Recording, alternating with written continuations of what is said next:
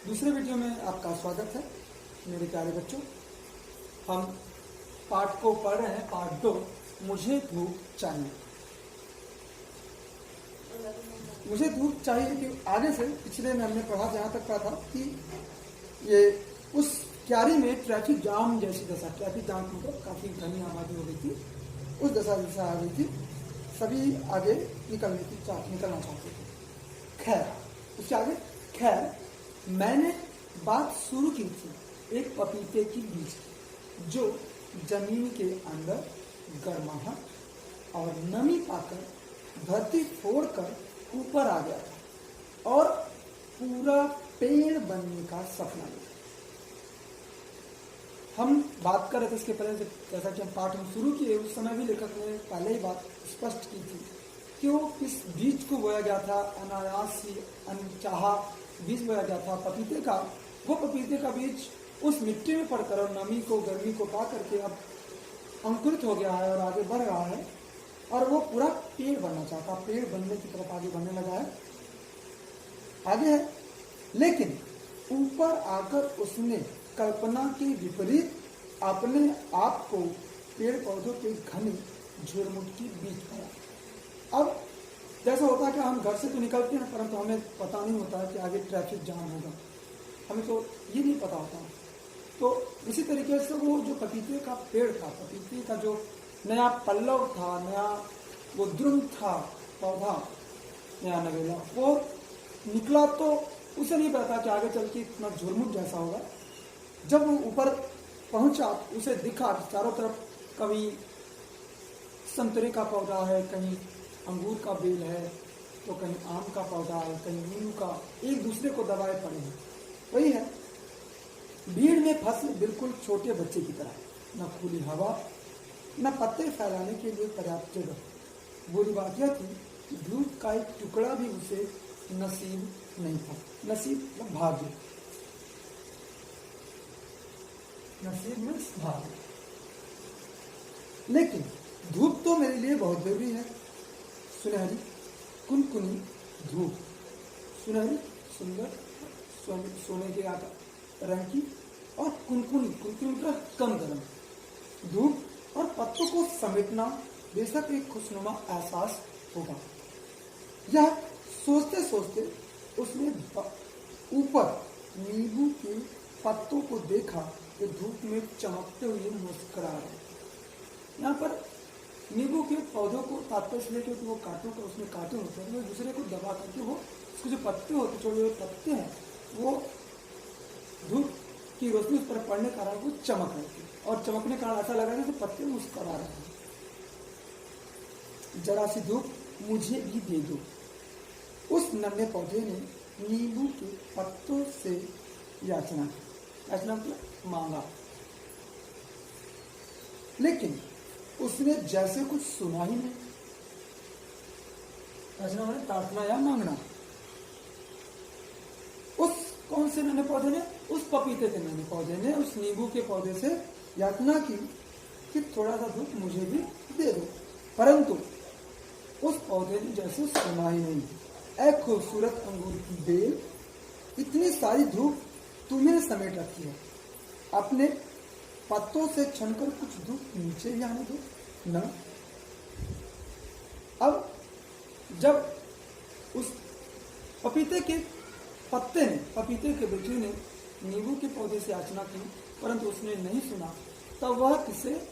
उस अंगूर के बेल से याचना करता है कि कुछ अपने, जो इतने से अपने पत्तों सारे समेट रखे हैं, सारे अपने धूप को, कुछ अपने पौधों से, अपने पत्तों से छनकर नीचे मुझे आने दो। अब उसने अंगूर के पत्तों से याचना, अंगूर से याचना की। नन्हे पौधे ने इस उम्मीद के साथ कहा कि कोमल पत्तों वाली बेल के दिल में कुछ तो रहम होगा ही। उसने इस उम्मीद से कहा कि हो सकता है उसको उसके ऊपर दया आ जाए, कुछ रहम कर ले, परंतु एकदम बेवकूफ है। अंगूर की बेल ने इतरा कर कहा। अंगूर की बेल जो थी वो इतरा कर मतलब, इतरा कर मतलब होता है कि बिल्कुल अपने आप पर गौरवान्वित होते हुए कि एकदम बेवकूफ है, भला अपने हिस्से की धूप मैं तुम्हें क्यों दे दूं? ऐसा उसने ताकर कहा।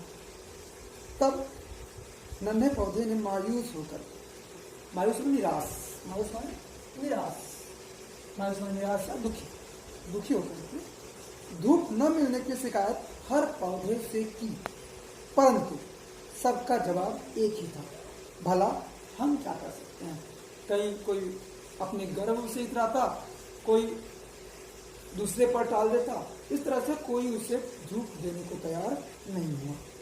सब कितने बेरहम है, बेरहम मतलब होता कठोर, जिसके अंदर दया न होना।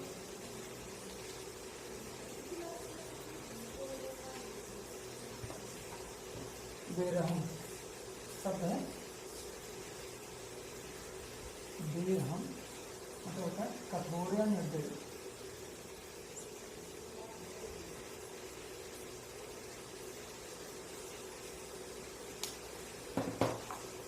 यहाँ पे नन्हा पौधा दुखी होकर सोचने लगा, काश कोई समझ पाता कि मुझे धूप की कितनी जरूरत है।